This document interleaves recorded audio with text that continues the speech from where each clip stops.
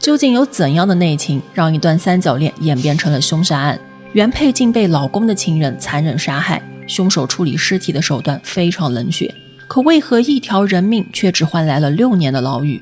案件背后究竟隐藏着怎样的悲剧？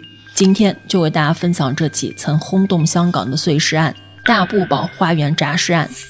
1993年7月8日，一对年轻人在大埔宝到金山郊野公园游玩。他们走到岸边时，看到一个黑色的垃圾袋，这垃圾袋鼓鼓的。出于好奇，两人决定打开看看。结果这一看，把他们吓得不轻。袋子里装的是焦黄色的肉块，看上去像是被火烧过的人体残肢。另外还有一条大小腿以及一只手，但是关节部分都不见了。两人赶紧拨打报警电话。警方赶到现场后，立即封锁海滩进行取证调查。经过化验分析，认定垃圾袋里的肉就是人体残肢，其中包含部分大小腿、手臂以及一些内脏。但奇怪的是，这些残肢大部分都曾被高温灼烧过，呈现出类似火烧的痕迹，实在难以想象受害者究竟是生前遭受的虐待，还是死后被人毁尸。可谁会花费时间精力去火烧尸体呢？要知道，这种处理方式不仅尸体不会消失，反而存在一定的风险。眼下的当务之急就是尽快确认死者的身份，只有这样才能解开这些谜团。于是重案组立刻接手，开始调查死者的身份。通过尸体可以判断出死者是一名女性，年龄范围在25岁至35岁之间，死亡时间大约在3到4天前。调查人员通过走访附近的可疑人员，试图找到抛尸的人。警方走访了很多地方，然而却一无所获。不过在调查失踪人口时，却有了重大发现。一家名为全味记烧腊的店，几天前有人报过失踪，被曝失踪的人正是这家店的老板娘，33岁的钟彩娟。她于3天前突然失踪了。警方深入调查后，最终揭开了这桩可怕的命案。在当地，全味记烧腊深受街坊邻居们的喜爱。他家的东西不仅物美价廉，而且品种繁多，生意一直不错。33岁的店老板罗富成厨艺精湛，在店里负责掌勺。他的妻子阿娟性格很好，也在店里打理生意。夫妻2人将小店经营得有声有色。由于待人客气，而且价格公道，附近街市酒楼的烧腊生意基本上都是由他们配送。眼瞅着生意愈发红火，店里人手不够了。罗富成提议说，他有个远房亲戚叫钱彦和，聪明能干，还善于经营，不如把他请来给烧腊店干活。可实际上两人根本就不是什么远亲，他们私底下早就勾搭上了。都说暖宝思淫欲，罗富成自然也不例外。1989年的一天，他接到一个陌生人打来的电话，打电话的人正是钱彦和。当时他为了找个金主，经常给陌生人拨打电话勾搭聊天，罗福成就是其中之一。两人在电话里越聊越投机，很快就约定了见面。虽说钱彦和比罗福成大了13岁，但是他身材苗条，风韵犹存，两人相见恨晚，很快就发展成了婚外情。罗福成把他叫来工作，就是为了方便偷情。一开始的时候，阿娟并没有察觉到自己丈夫和钱彦和的关系，可随着相处时间越长，就感觉情况不太对劲，于是她跑去质问丈夫。罗福成见事情瞒不住了，就把钱彦和给赶走了，也跟他断了关系。但是没过多久，钱彦和抱着个男婴找到了罗福成，说这是他俩的孩子。1992年，罗福成又跟钱彦和恢复了交往。为了能让情人有自己的收入，罗福成就在大埔宝花园开了一家烧腊分店，还交给钱彦和自己打理。可这个女人根本就不是做生意的料，她经营的店铺不但不挣钱，还得让罗福成每个月掏钱去交房租。时间一长，阿娟自然也就发现了，她要求丈夫马上把分店给关了，而且还去了市政局申请取消分店的执照。事情败露了，罗福成也没钱给分店付房租了。钱彦和听说钟彩娟要去注销自己分店的牌照，于是在7月5日凌晨5点的时候，他就带上外孙女阿姨到大埔墟店去找阿娟。他假装说有事要商量，就把阿娟给带回了自己在宝湖花园的家。钱彦和让外孙女先回房去睡觉，接着就恳求阿娟别注销分店的牌照。可阿娟告诉他，几天前就已经向市政局申请了。钱彦和又哀求让罗福成再去申请把牌照延期，还可怜巴巴地说再借给他1万元。说是要用来偿还拖欠了3个月的店铺租金。然而这些请求通通都被阿娟给拒绝了。2个人一直谈到了上午，大概在10点左右还一块出门去买了饮料和蛋糕。然后他们又再次回到钱彦和的住处，接着商谈。阿娟就想让他离开自己的丈夫，可钱彦和呢，那话题绕来绕去，怎么都离不开钱。眼瞅着聊不出来个结果，阿娟就打算离开。这时候钱彦和突然一下子就暴怒了，随手抄起一把水果刀，朝着阿娟刺了过去。受了伤的阿娟不停地大声喊叫，并且想要逃跑。钱彦和担心她会反抗，就从房间里拿了胶带把阿娟绑在了椅子上，然后接着跟她争执。这2人越吵越凶，慌乱之中，钱彦和竟然把阿娟给活活勒死了。阿娟死了以后，他也没有立刻去处理，而是找了条毛巾把她盖住了。第2天，钱彦和跟没事人一样回到烧腊店照常营业。毕竟前天晚上刚杀了人，他一整天都心神不宁的，做烧腊的时候还把手给烫伤了。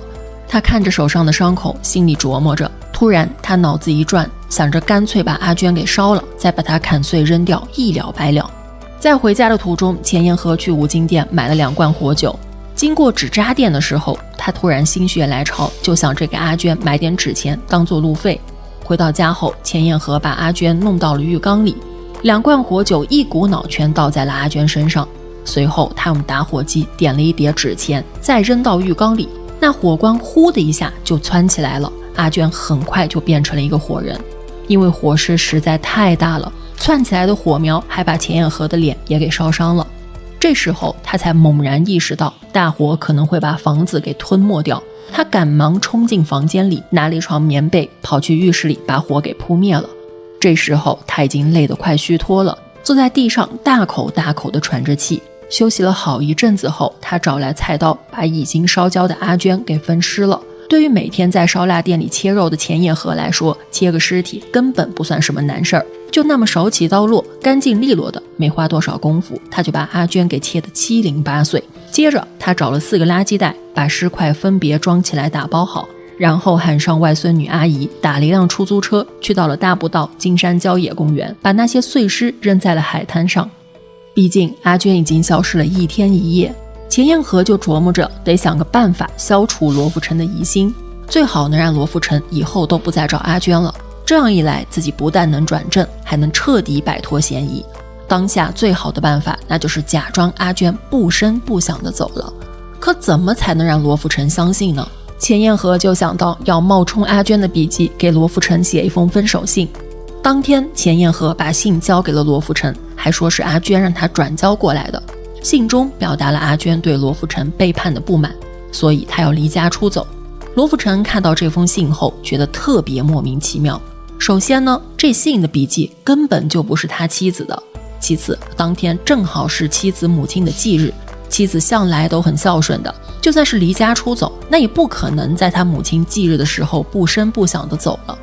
最后也是最奇怪的一点，他妻子跟钱彦和早就水火不容，怎么可能会让他转交这封信呢？带着这些疑问，罗富成心里特别不踏实。紧接着他就报了警，还把他们之间的关系一五一十地跟警方说了。随后警方就把钱彦和给逮捕了，可他一直坚称自己不知道阿娟的下落。于是警方就转向他11岁的外孙女阿姨去寻找突破点。阿姨是钱彦和女儿的孩子，其实钱彦和本来也不想让外孙女看到自己做的这些事儿，可没有办法，他的外孙女没有人带。说起来，钱彦和也是个挺可怜的人，他从小家里就穷，读完小学4年级后就辍学到制衣厂当女工了。1963年的时候，钱彦和和一个男人结了婚，两人婚后关系不大好，她丈夫很快就有了情人。为了麻痹自己，她选择跟酒精和安眠药作伴。1981年，钱彦和和丈夫离了婚，独自抚养他们的1对儿女。钱彦和为了养家，去学了美容技术，在家里给人提供美容服务。第2年，钱彦和才17岁的女儿因在婆家把婆婆给杀了，还砍伤了公公，被判入狱服刑10年。这样一来，她的女儿阿姨就只能交给钱彦和照顾了。在警方的询问下，阿姨把自己看到的所有情况都讲了出来。她说7月5日凌晨的时候，她跟着姥姥一起去大步墟慰藉找阿娟。阿娟跟着他们回了家。第二天早上，她起来去上学，走的时候看见姥姥在厕所里打包东西。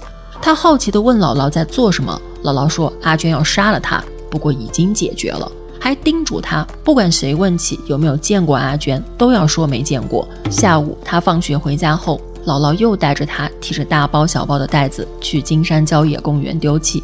警方立刻带着阿姨赶赴金山郊野公园抛尸的地方，展开了地毯式的搜查。果然在停车场对面斜坡尽头的水塘边上找到了阿娟的人头，接着又在附近不太远的草丛里找到了一袋子内脏。因为阿娟的部分手臂以及臀部始终没能找到，就有传闻说这些肢体被钱彦和给煎炸之后做成了古老肉，在烧腊店里售卖。这下子可把大家吓坏了，一时间人心惶惶，大部那一带的烧腊店变得冷冷清清，没人敢去买了。当钱彦和知道外孙女已经把所有事情都一五一十地说了，还带着警方去抛尸的地方找尸体，钱彦和明白已经没有抵抗的必要了，于是他就老老实实地交代了犯罪事实。可怜的阿姨小小年纪，母亲和外婆都成了杀人犯，他们犯下的大错却让这个孩子跟着一块承受。1994年6月7号，这个案子在香港高等法庭开庭审理。法庭上，钱彦和承认了误杀，还表示特别内疚。控辩双方就误杀和谋杀展开了好几轮激烈的交锋。到了7月5号，钱彦和被裁定误杀罪名成立，结果只被判处了6年有期徒刑。钟彩娟的家属对这个量刑很是不满，收集了1万多个民众的签名到律政署去请愿。律政署给到的回复是，觉得这个案子没有足够的依据支持案件复核，最终不做司法复核。这么多年过去了，钱彦和也早就出狱了，不知道他现在过着什么样的日子，说不定他在别的什么地方又重新开了家烧腊店，换个名字正等着你去品尝呢。